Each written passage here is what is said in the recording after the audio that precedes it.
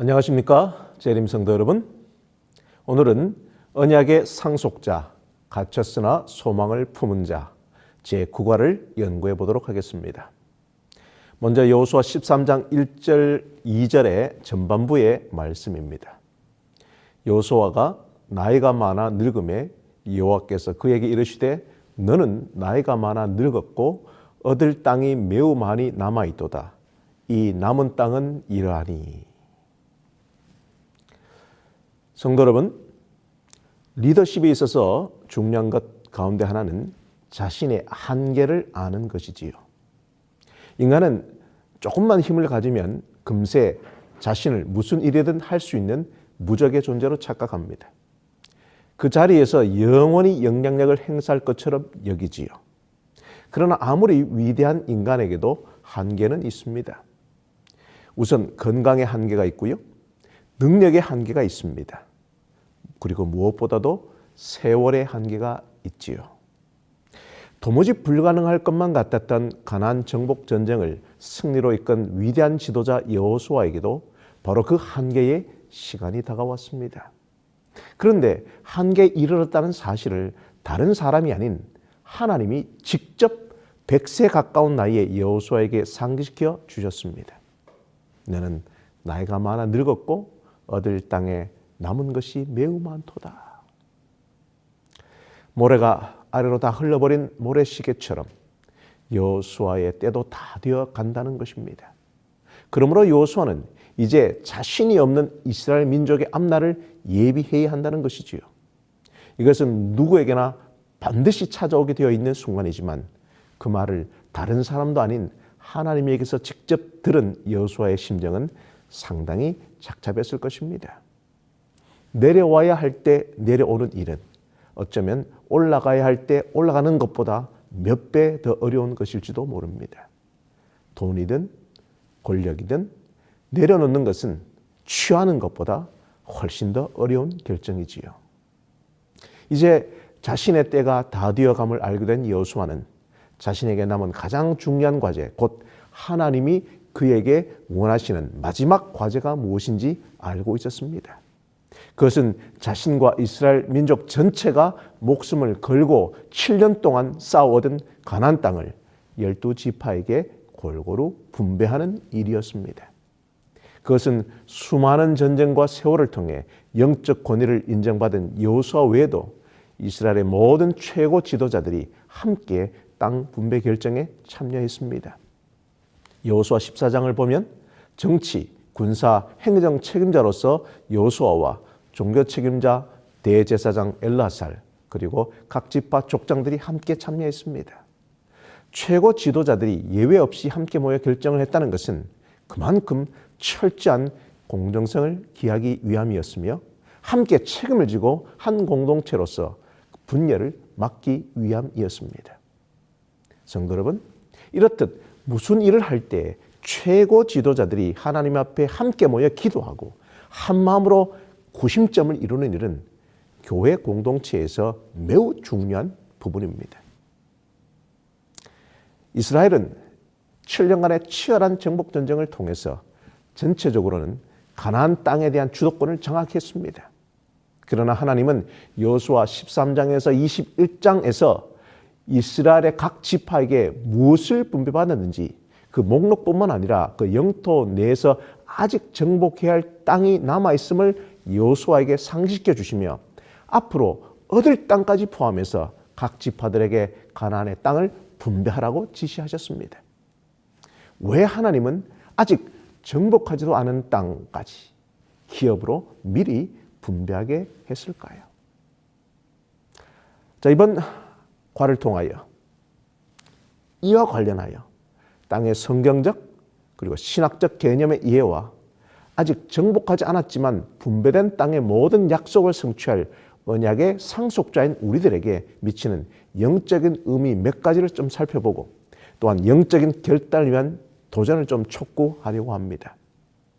자, 먼저 땅의 성경적, 신학적 개념 이해입니다. 우리는 지난 일과에 잠깐 살펴보았지만 가장 근본적인 차원에서 땅은 나라의 물리적 정체성을 결정하지요. 나라는 그 땅의 위치에 따라 그들의 생업과 삶의 방식도 결정되기 때문입니다. 노예들은 기반이 없고 정체성도 없었기에 그들이 피땀으로 일군 그 열매는 땅의 주인이 다 차지했습니다. 그러므로 땅을 갖는다는 것은 자유를 의미하며 선택된 백성의 정체성은 노예가 아니라 그 땅의 주인으로서 거하는 것과 강력하게 연결되어 있는 것이죠. 그러나 하나님과 이스라엘 그리고 약속의 땅 사이에는 특별한 관계가 있습니다. 원래 이스라엘은 이 땅에 대한 어떠한 본연의 권리도 없었으며 하나님에게서 선물로 받은 것이었죠. 하나님의 택한 백성은 에덴이나 가나안이나 동일하게 여호와 하나님의 언약 관계를 지키며 언약의 법들을 준수하는 조건으로 그 땅을 소유할 수 있었습니다. 바꿔 말하면 이스라엘은 땅의 주인이신 하나님의 은혜 없이는 그 땅과 그에 거하는 축복을 가질 수가 없다는 것이지요. 먼저 자료함을 좀 보십시오. 이 자료 화면은 여호수아 13장과 21장의 카야즘 교차 대구의 구조를 보여주고 있는데요. A, B, C, D, E 그 다음에 E 다시, D 다시, C 다시, B 다시, A 다시 바로 그 교차 대구의 가장 중심에 실로의 회막에서 땅의 분배를 하는데 이 전체 13장에서 21장의 이 구조는 결국 땅의 주인이신 하나님임을 드러내고 있는 구조라고 하는 것이죠. 이처럼 가나안 정복과 분배에 따르는 이 복잡 다단한 이 일들은 우리의 구원이 어떻게 이루어지는지를 역동적으로 보여주고 있는 것입니다. 이스라엘이 그랬던 것처럼 우리의 구원을 위해 우리가 할 수 있는 것은 아무것도 없습니다. 이스라엘이 하나님과의 언약 관계에 근거해서 땅을 받은 것과 마찬가지로 구원은 선물이지요. 그것은 분명 그들의 공로로 얻은 것이 아닙니다. 그러나 하나님의 계획에는 인간의 응답이 따라야 합니다. 이스라엘 백성이 하나님의 선물을 누리기 위해서는 그 땅에서 사는 데 필요한 모든 의무를 이행해야 했습니다. 이것은 우리가 하나님 나라의 시민으로서 필요한 요구에 사랑으로 순종하며 성화의 과정을 거치는 것과 마찬가지인 것입니다. 완전히 동일한 그 과정은 아니지만 그들이 은혜로 땅을 받은 것과 우리가 은혜로 구원을 받는 일은 매우 유사한 것이죠. 놀라운 하나님의 선물을 우리에게 주셨지만 우리가 주의하지 않는다면 그것을 잃을 수도 있기 때문인 것입니다. 더 나아가 이스라엘 백성은 그 땅을 통해 하나님의 존재의 특성, 즉 하나님이 누구이신지를 더 잘 이해할 수 있었습니다. 그 땅에서의 삶은 그들에게 하나님은 신실하시고 언약을 지키시며 신뢰할 수 있는 분임을 항상 생각하게 해주었습니다. 특히 이스라엘 백성은 애굽에서 나일강과 그 관계시설, 또 고된 노동을 통해 생존에 필요한 식물을 얻을 수 있었죠. 그러나 가나안은 천수답이었습니다. 말 그대로 이스라엘이 풍성한 수확을 거두는 것은 하늘에서 내리는 비에 달려 있었으며 그 일기를 주관하시는 분은 오직 하나님이셨지요. 따라서 가나안 땅은 백성들에게 끊임없이 하나님께 의존하고 있음을 상기시켜 주었습니다. 그러므로 이스라엘이 여호와께서부터 그 땅을 선물로 받았다 하더라도 궁극적인 의미에서 그 땅의 주인은 여전히 하나님이셨고 온 땅의 주인이신 여호와 하나님께 그 땅을 이스라엘에게 주시거나 그리고 하나님은 그 땅을 거두실 권리가 있는 것입니다. 하나님께서 그 땅의 주인이시라면 이스라엘 백성과 이방인과 거류민, 나아가 현재 모든 인류는 하나님의 땅, 지구에 장기 체류하는 손님인 것이지요. 그러므로 땅은 하나님의 백성인 이스라엘의 존재 양식에 매우 중요했기 때문에 전체 단위로 줄 수 없었고 지파, 족속, 가족 단위로 나뉘어서 분배했습니다. 이것은 소수의 특권층에게 땅이 편중되는 것을 막기 위한 것이었죠. 특히 레위기 25장 1절에서 5절, 8절에서 13절에 기록된 안식년과 희년은 안식일의 계명의 원리를 더 확대하여 적용한 것입니다. 안식년은 땅을 갈지 않고 묵혀두고 가난한 자와 짐승들을 먹이고 빚을 탕감해주며 이스라엘의 종들을 해방하는 해로 정해진 히브리 율법상 7년 주기의 마지막 해입니다. 그것은 사람의 안식일을 확대시켜 사람과 토지에 적용시킨 것입니다. 희년은 50년 주기의 마지막 해로서 히브리인 노예를 비롯해 이방인 노예들까지도 해방하며 토지를 원래 주인에게 돌려주는 해입니다. 희년에는 경작 및 추수는 금지되고 나그네와 종들과 품꾼과 육축과 들짐승들이 주인과 함께 그 해에 스스로 난 것을 공유합니다. 이 안식년의 목적은 토지를 쉬게 하는 것이고 희년의 목적은 사람과 토지를 그가 본래 속했던 가족과 원주인에게 돌려주는 것입니다. 이러한 땅의 분배 방식은 하나님의 마음을 보여주는 창과도 같죠. 백성이 땅을 잃고 바로의 노예가 되는 경우가 흔했던 그 애국과는 달리 하나님은 이스라엘 백성들이 결코 영구히 그들의 땅을 빼앗기지 않도록 만들기 원하셨습니다. 그래서 원래 땅을 분배받은 족속과 가족 외에는 아무도 그 땅을 소유할 수 없었습니다. 실제로 하나님의 계획에 의하면 땅은 결코 사고 팔 수 없었고요. 다음 희년까지 남은 연수를 기준으로 정해진 그 가치에 따라 임대하는 것만 허용되었습니다. 따라서 어쩔 수 없이 유업으로 받은 땅을 팔 수밖에 없었던 그 사람의 친척들은 희년이 되기 전이라도 그 땅을 되찾을 의무가 있었던 것이죠. 자, 이렇듯 안식년과 희년의 제도는 종교적으로도 취급되지만 정치적으로도 취급되어 국가 정치의 성화를 목적으로 한 것입니다. 채무와 노예에서의 해방이나 매매된 토지의 반환 등은 빈부격차를 축소하고 사회적 지위를 균등케 하는 중요한 사회정책으로 국가 정치에 귀속시킬 수 있는 것입니다. 그러므로 땅의 소유는 성실히 일하는 것을 중요하게 여기고 장려할 뿐 아니라 경제적인 어려움을 겪는 이들을 생각하고 호의를 베풀 것을 요구하고 있는 것이죠. 자, 이런 토지 소유법은 모든 이스라엘 사람이 물려받았거나 스스로 자초한 괴로운 형편에서 벗어나 새롭게 삶을 시작할 기회를 제공한 것입니다. 그래서 본질적으로 안식년과 희년 제도는 복음의 주된 목적이에요. 부자와 가난한 자, 고용주와 노동자, 특권층과 소외된 계층 사이의 구분을 없애고 우리 모두가 동일하게 하나님의 은혜를 전적으로 필요하러 하는 존재임을 인정함으로써 동등한 위치에 서게 하는 것이 바로 이 제도의 궁극적인 목적인 것입니다. 더 나아가 안식년과 희년의 제도는 영원한 안식처, 낙원의 회복, 이 복낙원의 그림자로 해석될 수 있습니다. 7년째 지키는 이 안식년이 7번째가 되면 희년이 오죠. 이것은 요벨이라고 부르는데요.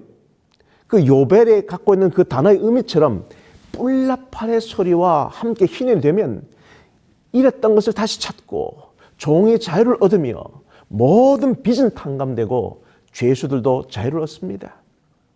이리하여 이스라엘의 빈부의 차이를 없애고 자유와 평등을 유지시키는 제도였습니다.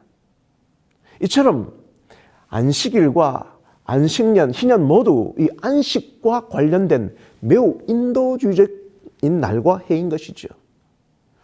바로 이것은 주님의 호령과 천사장의 소리와 하나님의 나팔로 시작되어 땅은 원래 하나님의 토지로 회복되고 채무가 일체 면제되며 부활한 남녀노소 빈부 귀천의 차별 없이 함께 살게 될 천국의 안식을 앞당겨 보여주는 제도인 것입니다. 자, 그러므로 가나안 땅의 분배와 안식은 창세 이후 내려오는 하나님의 무궁한 안식의 그 그림자요, 일시적 현상에 지나지 않습니다.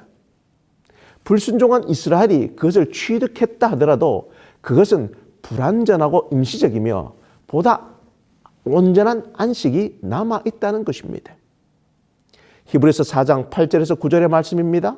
만일 여호수아가 그들에게 안식을 주었더라면 그 후에 다른 날을 말씀하지 아니하셨으리라.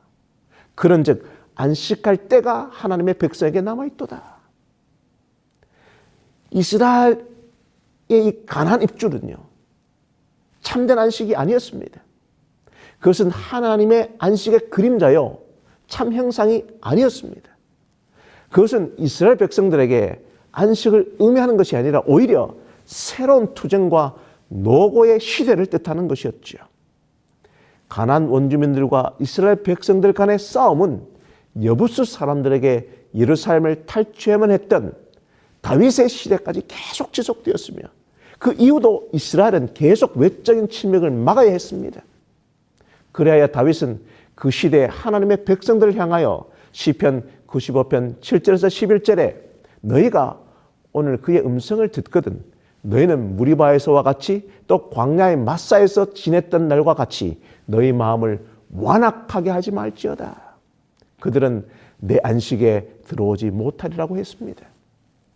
이는 여호수아가 이스라엘 백성들에게 참 안식을 주지 못했고 그러므로 하나님 백성의 안식은 아직도 다윗 이후 신약시대 이후까지도 그 약속이 남아있는 것이죠. 모세 때는 하나님이 허락하신 안식에 들어가지 못했어요. 여호수아 때 들어간 안식이 또 참 안식이 아니었죠. 히브리서 4장 8절에 만일 여호수아가 그들에게 안식을 주었더라면 그 후에 다른 날을 말씀하지 아니하셨으리라.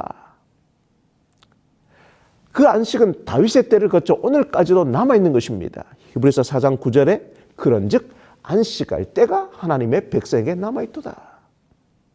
그러므로 다윗이 말한 안식은 예수 그리스도를 믿음으로 그리스도인이 들어갈 수 있는 예수님 안에서의 구원의 축복이며 이미 그리스도인들에게 그 실제 리얼리티가 되고 하나님 나라에서 더 깊은 차원을 얻게 될 기쁨을 말하는 것입니다. 이 안식은 여호수아가 준 안식이 아닌 두 번째 여호수아, 즉 예수, 이 여호수아의 이 헬라식 발음이죠. 결국 가나안 땅에 인도한 예수님의 그림자, 그것이 바로 여호수아입니다. 즉 예수님이 주시는 그 안식이 진짜 안식인 것입니다. 이 약속은 그 그림자의 원형인 예수 그리스도의 삶과 죽음, 부활을 통해 성취되었으며 고대 이스라엘에게 주어진 모든 약속이 예수님 안에서 성취되었던 것이죠. 따라서 예수 그리스도의 빛 안에서 그 땅은 새롭게 해석되며 하나님께서 당신의 신실한 백성에게 지금 이 순간과 이후 세상에서 주시고자 하는 영적 축복의 상징이 되는 것이죠. 그 땅에서의 안식과 풍요와 평안을 주시겠다는 하나님의 약속의 최종적 성취는 죄와 그 결과로부터 해방된 새 땅에서 이루어질 것입니다. 우리는 이 지점에서 그리스도인으로서 우리의 희망은 예수 그리스도께서 다시 오셔서 하늘에서 모든 것을 새롭게 할 이 땅에 영원한 왕국을 세우실 것이라는 그 약속에 기초하고 있는 것이죠. 그래서 요한계시록에서는 생명수 샘으로 또 쉼으로 새하늘과 새 땅으로 또 새 예루살렘으로 표현되고 있으며 이것이 땅에 대한 모든 약속의 궁극적인 성취가 될 것입니다. 우리 청년 지도자 1898년 2월 17일에 기록된 권면의 말씀을 좀 볼까요? 우리가 문들을 통하여 성으로 들어갈 때에 영원히 구원을 얻게 될 것이다. 그때 우리는 구원을 받되 영원히 구원받은 것을 기뻐할 수 있다. 그러나 그때까지 우리는 두려워할지니 그의 안식에 들어갈 약속이 남아있을지라도 너희 중에는 혹 이르지 못할 자가 있을까 함이라 하는 사도의 교훈에 주의할 필요가 있다. 이스라엘 백성들은 가나안에 대한 지식을 가졌고 가나안의 노래를 불렀으며 가나안에 들어갈 것을 생각하고 기뻐하였으나 그것만으로는 허락된 땅에 포도원과 감람나무들이 있는 곳으로 들어가지 못했다. 그들은 땅을 차지하고 그 모든 조건을 준수하고 하나님께 대한 믿음을 행사하고 그의 허락들을 자신의 것으로 취함으로써만 그 땅을 자기의 것으로 만들 수 있었다. 성도 여러분, 자, 이제 땅의 모든 약속을 성취할 언약의 상속자인 우리들에게 미치는 영적인 의미 몇 가지를 좀 살펴보려고 합니다. 자, 성도 여러분, 여호수아 13장에서 21장에는 수많은 지명들, 자세한 영토 경계에 대한 이름들이 아주 촘촘하게 제시됩니다. 현재 우리들의 그 삶의 정황과는 달리 무의미하고 또 흥미를 끌지 못하는 성경의 내용이며 모르는 지명, 또 인명, 땅의 경계선들에 대한 장황한 나열은 요단강 도하나 이레고성 정복 등의 그 감동적인 스토리에 비해 박진감이 떨어지죠. 그러나 여러분, 사실 이 부분이야말로 아주 중요한 부분이에요. 여호수아서의 전체 구조를 좀 보십시오. 자료화면 보시면 우리 여호수아 전체 구조 이 네 가지 동사가 있죠. 건너라, 취하라, 나누라, 섬기라. 바로 그 중에 이 전체적으로 이 감싸고 있는 가장 중심부에 위치한 그 세 번째 동사, 나누라. 즉 하나님께서 약속하신 땅을 분배하다라는 여호수아의 핵심 주제가 가장 잘 입증되는 중요한 부분이 바로 이 부분임을 여러분 알아야 합니다. 특히 이런 통계, 또 목록, 경계 묘사, 인명 등은 하나님 나라가 이념적이거나 형이상학적인 구조물이 아니라 사람들에 의해 땅에 실제적으로 건설되는 정치적이고 영토적인 구조물임을 알게 하는 것이죠. 왜냐하면 여호수아서의 저자는 여기에다가 세상의 역사를 기록하는 것이 아니라 이스라엘 예배 공동체에 어떤 메시지를 주고자 하나님의 메신저로서의 글을 쓰고 있기 때문인 것입니다. 그래서 이러한 목록이 하나님의 백성에게 하나님의 역사와 권능을 어떻게 선포하고 있을까? 이런 기록들이 어떻게 이스라엘 백성들에게 영적인 자양분을 줄 수 있을까?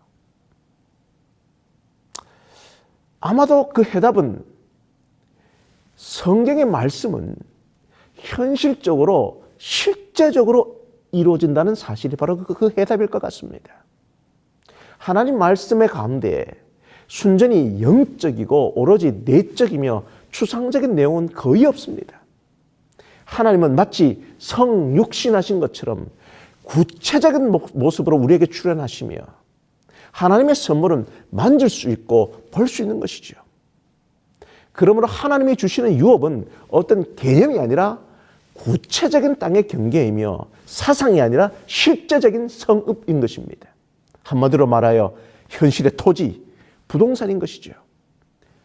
그러므로 아마 손으로 만지고 느낄 수 있는 이스라엘의 구체적인 유업인 가나안 땅은 장차 우리들이 받을 유산의 그림자인 것이죠. 우리의 완전한 소유는 땅이 없고 육체가 없는 어떤 공간에 서 있는 것이 아니라 바로 새 하늘과 새 땅에 있습니다. 신약 성경은 언제나 우리의 완전한 소망, 곧 그리스도의 재림의 때에 인간 부활의 날에 있을 실제 몸의 구속에로 우리의 눈길을 들어 올리우며 우리의 마음을 그 실제적인 부분에 고정시키고 있는 것이지요. 성도 여러분, 학자들은 여호수아서에 약 400개의 성읍 이름과 기타 지명이 나타난다고 말합니다. 신구약 성경 전체를 통틀어 등장하는 약 1,500개의 지명 중 이 상당수가 여호수아서에 집중되어 있습니다. 특히 땅 분배 기록은 각 지파의 경계선이 되는 주요 성읍과 장소를 나열하고 있어서 구약 성경의 이해를 위해 지리적으로 역사적으로 매우 중요합니다. 여러분, 이 상세한 이 지명은 우리에게 무엇을 말해주고 있습니까? 이것은 여호수아서의 역사성을 강하게 뒷받침해주고 있는 것이죠. 성경의 지리적 정보는 허구 역사가 아니라 따라서 다양한 지리적 배경에서 발생된 성경의 사건들과 등장인물들을 허구로 취급할 수 없다는 것입니다. 그러므로 여호수아서는 허구에 세워진 역사적 기록이 아니라 실제 발생했던 역사에 대한 신학적 관점에서 해석된 역사 서술인 것이죠. 따라서 하나님은 정적이고 지루해 보이는 통계자료, 땅의 목록, 행정문서 같은 자료를 통하여 당시 이스라엘 백성에게 매우 명백하고 구체적인 방식으로 땅을 약속하셨고 가나안 땅의 정복이 헛된 꿈이 아니라는 것을 가르치시고자 하신 것이었죠. 여러분 좀 잘 생각해 보십시오. 이 지루한 이 문서가 실제로 나에게 분배되는 땅 문서라고 좀 생각해 보세요. 내가 유산을 받을 내 땅이라고 좀 생각해 보세요. 절대 지루한 시간이 아니겠죠. 우리가 여호수아 13장에서 21장을 읽을 때에 바로 이런 자세를 가져야 하는 것입니다. 우리들은 이 부분에 수록된 목록들과 서술들이 지독히도 지루하게 느껴질 수도 있을지 모르나 그 당사자 이스라엘 사람들에게 있어서 그것은 그들이 받는 기업, 즉 유산이 적힌 자료였다는 것입니다. 그렇다면 여러분, 그들이 어떻게 지루함을 느낄 수 있었겠습니까? 내가 너희의 조상 아브라함과 이삭과 야곱에게 맹세하여 그들과 그들의 후손에게 주리라 한 땅이 너희 앞에 있으니 들어가서 그 땅을 차지할지니라. 신명기 1장 8절의 말씀이죠. 그렇습니다. 먼 옛날 창세기 12장 7절에 여호와께서는 내가 이 땅을 내 자손에게 주리라고 약속하셨고 여러 세대가 지난 후인 이제서야 아브라함의 자손들이 골짜기로 들어가 성읍들의 수를 헤아리게 된 것입니다. 바로 이것은 약속의 성취였지요.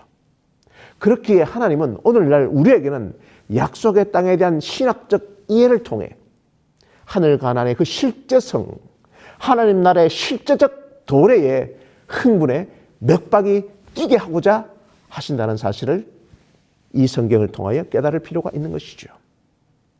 물론 인명들, 지파 간에 받은 영토의 경계들은 아직 문서 수준에서 실현된 것들입니다. 그러나 이스라엘 백성에게 던져진 그 과제는 조상들에게 약속하신 땅, 기업으로 주실 그 선물을 현실에서 성취하는 것이죠. 히브리서 4장 11절입니다. 그러므로 우리가 저 안식에 들어가기를 힘쓸지니 이는 누구든지 저 순종하지 아니하는 본에 빠지지 않게 하려 함이라. 하나님의 약속은 분명했지만 약속의 상속자인 우리들 역시 자신의 역할과 행동을 다해야 하는 것입니다. 각 목록들과 할당된 땅의 모든 경계들은 실제 땅을 우리가 소유하는 현실로 치환해야 하는 것이죠.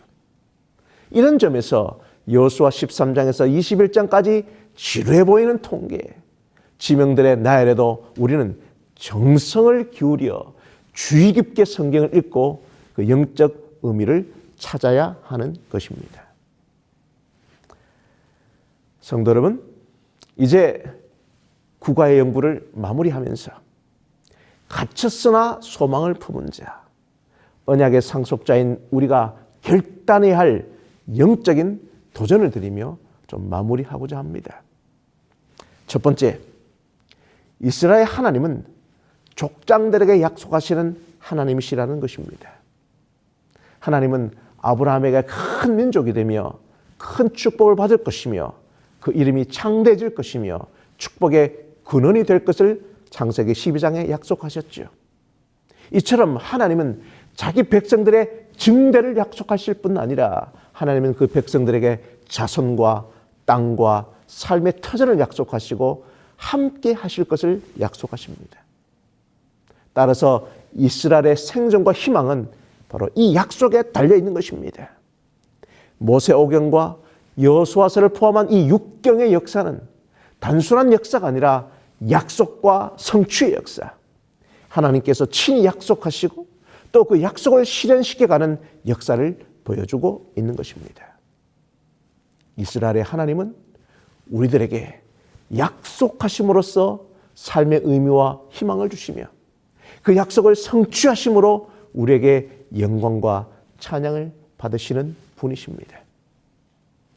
현재 우리의 살림살이는 팍팍하고 경제적으로는 더 힘들어지는 바로 이때에 우리에게 진정 요구되는 것은 하나님의 약속의 성취, 하나님 나라와 재림에 대한 희망이 유일한 힘이라는 사실을 모두가 깨달으시기를 간절히 바랍니다.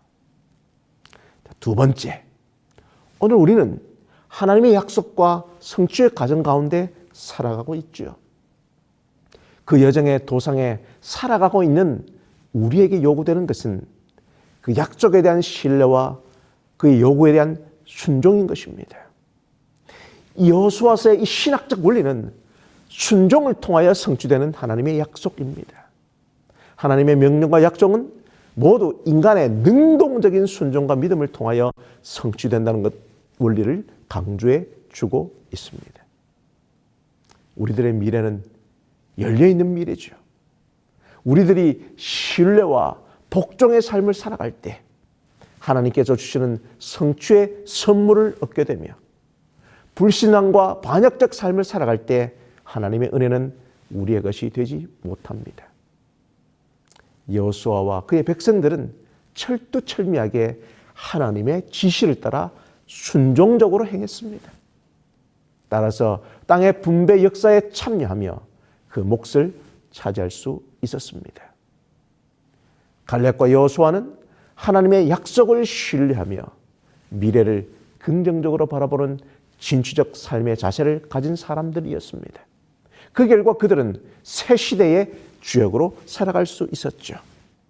이제 현재를 살아가는 우리들에게 요구되는 것은 여호수아와 갈렙과 같이 하나님의 약속과 은혜에 대한 철저한 신뢰와 이를 바탕으로 한 미래 지향적인 신앙을 우리 모두에게 요구하고 있습니다. 세 번째, 우리 마음의 완악함은 하나님의 약속을 바라보지 못하게 합니다. 과거 출애굽에서 바로가 그의 마음을 완악하게 하여 하나님의 섭리를 바라보지 못했던 것처럼 가나안 사람들도 그들의 마음을 완악하게 하여 하나님의 역사를 이해하지 못했습니다. 마음이 완악한 자들은 하나님의 역사의 계획과 섭리를 이해하지 못하는 어리석음이 가득한 자들이지요. 이들은 하나님을 경외하지 않으며 그로 인해 하나님의 영의 활동을 통하여 주어지는 미래의 통찰력을 얻지 못합니다. 여러분, 오늘 우리의 전투는 자본이나 군사력에 의하여 적을 무찌르는 싸움이 아니라 우리들 내부에 있는 완악함과의 영적인 싸움인 것이지요. 경건한 자만이 하나님의 영의 활동을 통하여 하나님으로부터 오는 지혜를 얻어 우리의 다가오는 미래를 열어갈 수 있음을 기억하기를 바랍니다. 갇혀 있으나 소망을 품은 자들아, 너희는 요새로 돌아올지니라. 내가 오늘도 이르노라. 내가 내게 갑절이나 갚을 것이니라. 이번 과 기억절인 스가랴 9장 12절의 이 말씀은 이스라엘 백성들이 포로 귀환 후 성전을 재건하고 난 후 40년이 지난 시점에 주어진 말씀입니다. 가나안 땅을 빼앗기고 바벨론 포로 70년의 기간을 보내고 고토에 돌아와서 어렵게 성전을 세우고도 주변 열국들의 방해와 핍박으로 인해서 여전히 불안함과 두려운 가운데 살고 있었습니다. 하나님을 믿는 이스라엘 백성들이 죽도록 고생하며 살 때에 주변의 열국들은 호황을 누리며 잘 먹고 잘 살고 있었습니다. 이것이 하나님 백성에게는 영적인 시험이 될 수 있는 것이지요. 하지만 여러분, 성경의 예언의 말씀을 보십시오. 번영과 호화로운 삶을 누리던 그 열국들은 시간이 지남에 따라 차례로 역사의 무대에서 사라지게 됩니다.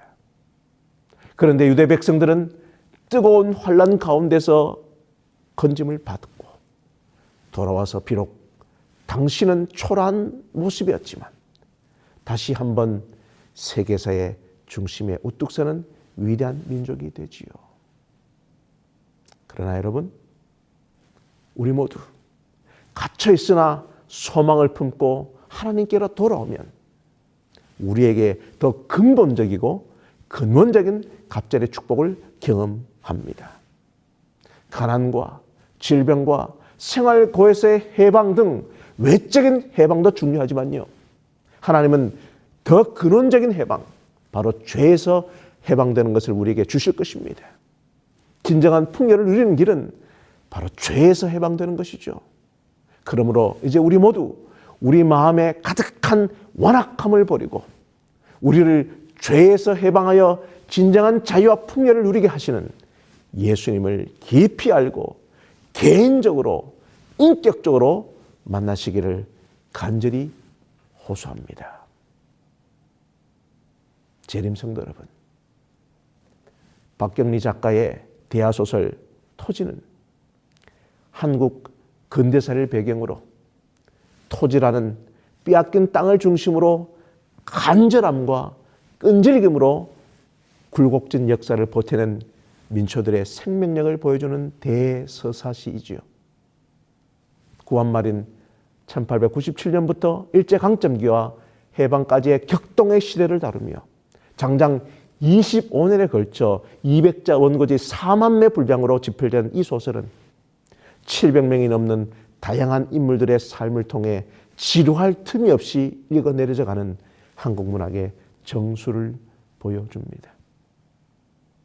존경하는 재림 성도 여러분, 하늘 가나로 가는 여정 속에 우리 현재의 삶이 너무 지치고 힘들 때마다, 그래서 언약의 상속자로서 우리 신앙의 정체성이 흔들릴 때마다, 지금 우리가 왜 이 땅을 밟고 서 있는지, 우리는 어디로 가고 있는지, 우리의 궁극적 소망은 무엇인지, 그 땅의 근원에 대한 영적인 도전으로 대하소설 토지에 반복적으로 등장하는 한 문장을 여러분들에게 영적인 화두로 던지며 오늘 이번 과의 연구를 마무리하고자 합니다.